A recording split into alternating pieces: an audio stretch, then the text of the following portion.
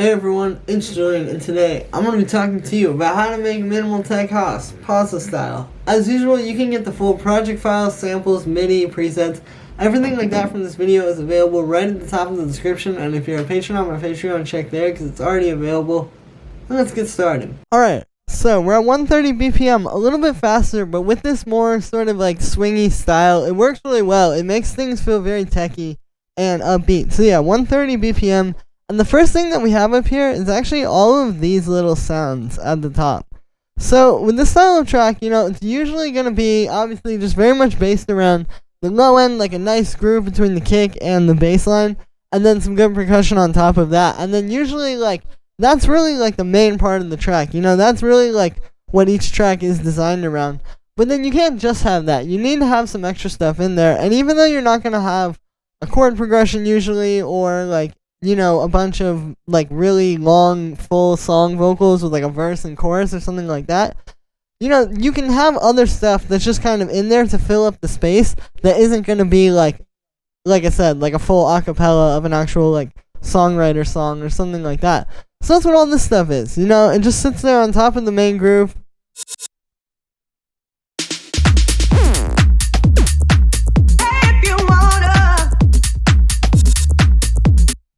And sort of fills in the space there. And so you can see, the key here is you just sort of mix it up. We have a few different things. So up top you can see we have a snare, and then this little hi-hat, which I actually reversed.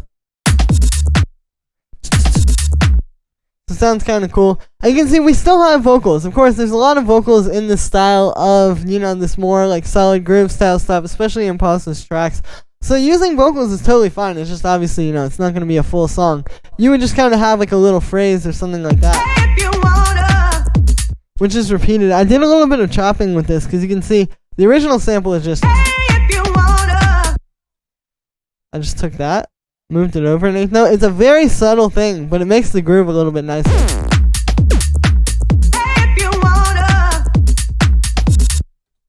And then these two sounds down here are actually made with operators. So we have this warp sound, as I've called it.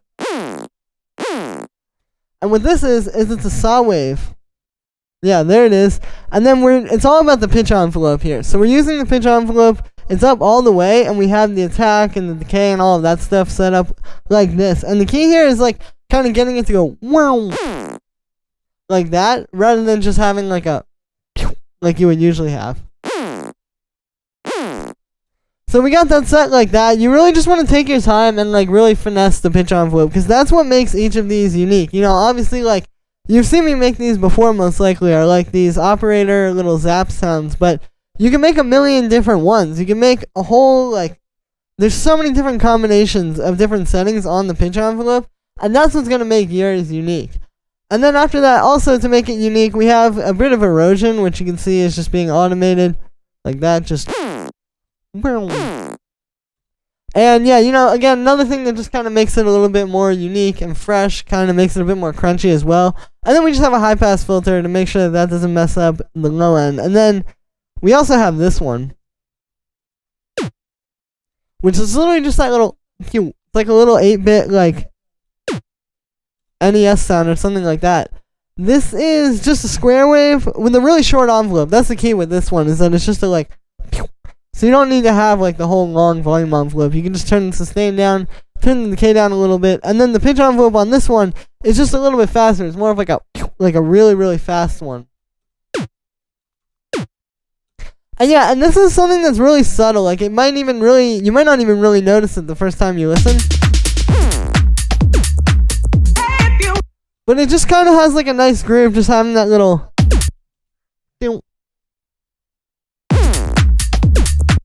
And it kind of spaces out the groove between the warp sound and the vocal too. It's sort of like the call and response there between three elements sounds really good. And yeah, so that's all those sounds. You can see, it's not hard. You just kind of have to make sure you have enough of them, because a lot of times when I hear people's tracks, they might have one of these. They might just have the hi-hat and the vocal.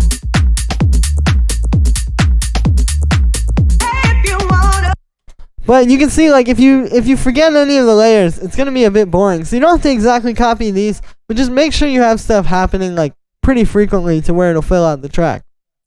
Then we have the bass line.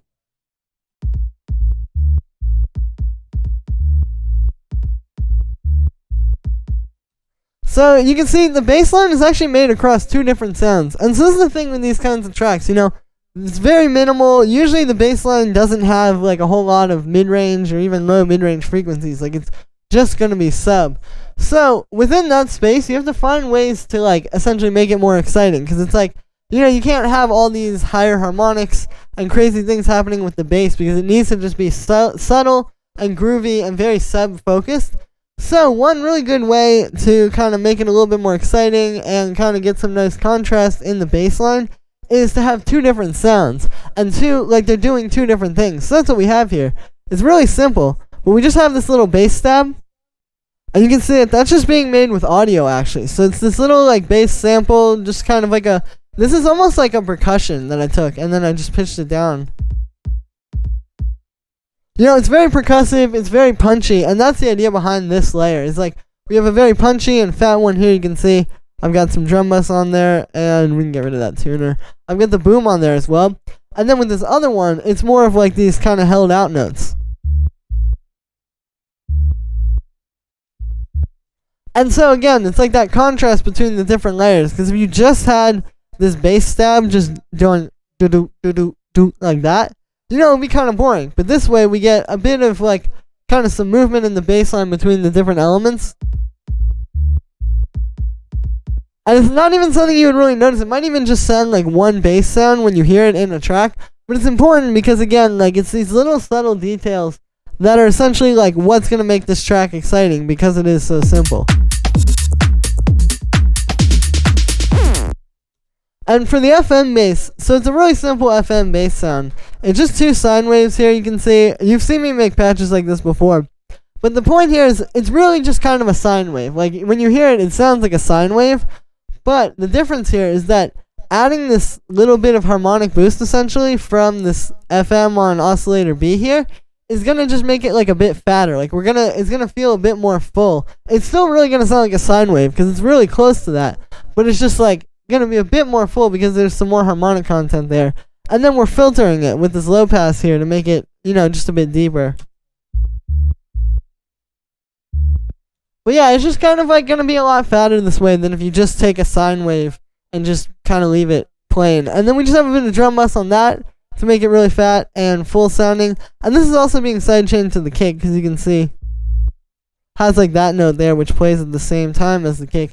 And yeah, so that's the bass line. Again, like, it's all about just kind of finding ways to make something that's very simple, but still has some kind of interesting concept going on that, you know, makes it exciting, and it's going to make it work in a track. And yeah, so then we have the kick.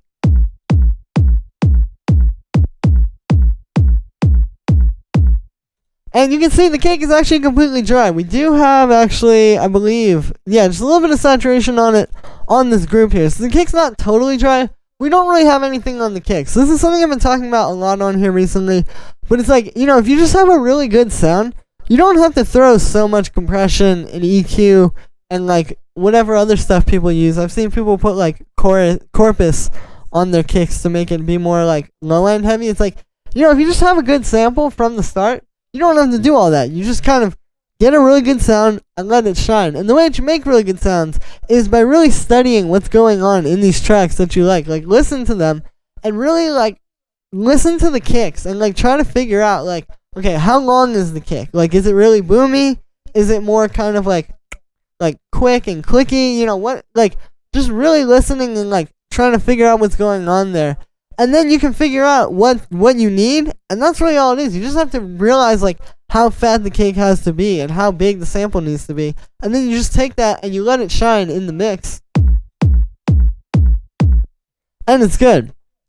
Now, this is also going to be a lot better because, like, you know, if you do use too much saturation and compression and EQ and all that stuff, you know, all you're really doing is you're taking this, like, pretty nice sample that you've already made and you've already kind of set up or found or however you got it, and you're just essentially, like, not really messing it up, but it's like, because a lot of times it does make it sound, like, better, But what's going to end up happening is over time, I think, while you're working on the track, it's a lot easier to mess it up with that approach. Versus this way, if you just kind of set it, get it really loud, sounding good, just as the kick sample as it is, it's going to be alright. And you're not going to be, ultimately adding so much stuff to it that's going to mess it up.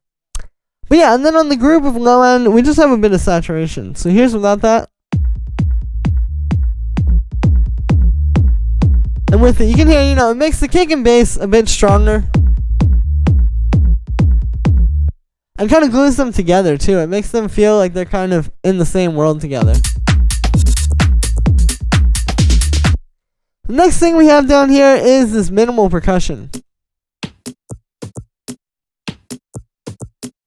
So as you can hear, this is some pretty quiet percussion, it's just kind of like these chill little sounds here. Definitely much more of the type of percussion like you would hear in a more straightforward minimal house track. And that's what you want. You want it to be the type of thing that, like, you might not even really notice it's there, like, right off the bat. Like, it's just kind of background groove stuff. Like, the main elements are still the loudest thing, but this is just in there and just adding some little background stuff to fill it out.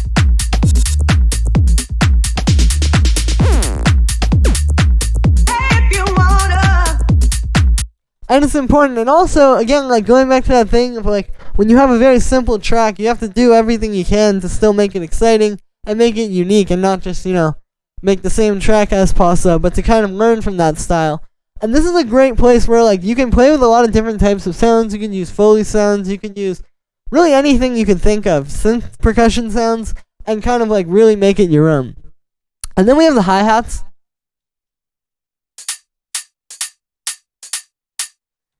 So we just have, like, this little. Then this one. And this one. So you can hear we're getting, like, that nice mid-range from this one. And then this one has, like, a tss that really fills out the high end nicely. And then you can see, so this kind of goes back to what I was saying with the kick. We don't have anything on the group here. It's just, like, essentially grouping it together for mixing purposes. Because if you're turning, like, when you're leveling out the track and you're mixing it, if you're turning all of this percussion up and down at the same time, as long as you kind of have the intervals of, like, how loud each one's going to be set inside of the group, it's going to make it a lot more together if you're just kind of, like, turning everything down -5 like this, rather than, like, having it all separate. And it keeps it organized. And then the last thing we have down here is the clap, which is actually 2 layers. So you can hear we have this little 808 clap. These are the types of claps you hear a lot in these tracks, like just this little, like. You can see we've actually used the technique that we use a lot on the hi-hats. I believe I've done it in here. Yeah, you can see on both of these hi-hats I've done it as well, where we're just shortening the sound using the volume envelope. So here's without that. You can hear, like, it's a bit too loud. The thing is like, when you shorten it like this, it kind of puts it into the mix, and it also kind of helps the groove too. Like, believe it or not, like, how long your clap is kind of helps to set the groove. Like, every little sound here is selected because of how it fits into the groove. So a lot of times, like, little tiny stuff like that, like the length of the clap can change, like, how people are going to dance to it and how it's going to groove, and ultimately, like, if DJs are going to play it and stuff, if it works. So yeah, like, definitely pretty important there. And then we also have this rim shot layered underneath it.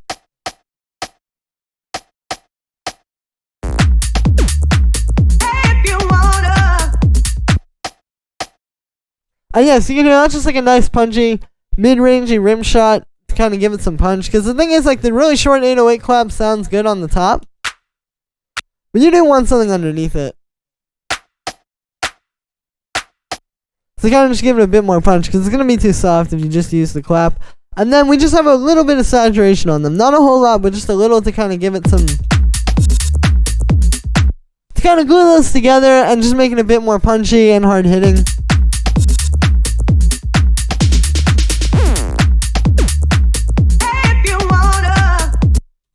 And yeah, so that is going to be it for this one, guys. I hope you enjoyed. As always, make sure to like this video as well as subscribe. And let me know what you think of this video in the comments. Like I said in the beginning, you can get the full project files, samples, MIDI, presets, everything like that from this video is available right at the top of the description. And if you're a patron on my Patreon, check there, because it's already available. And yeah, thank you so much to everybody who supports the sample packs and my Patreon and all of that. Both of those links. Really appreciate it. It really helps to support me and keep me going, guys. And yeah, thank you so much, everybody, and I will see you tomorrow with another video.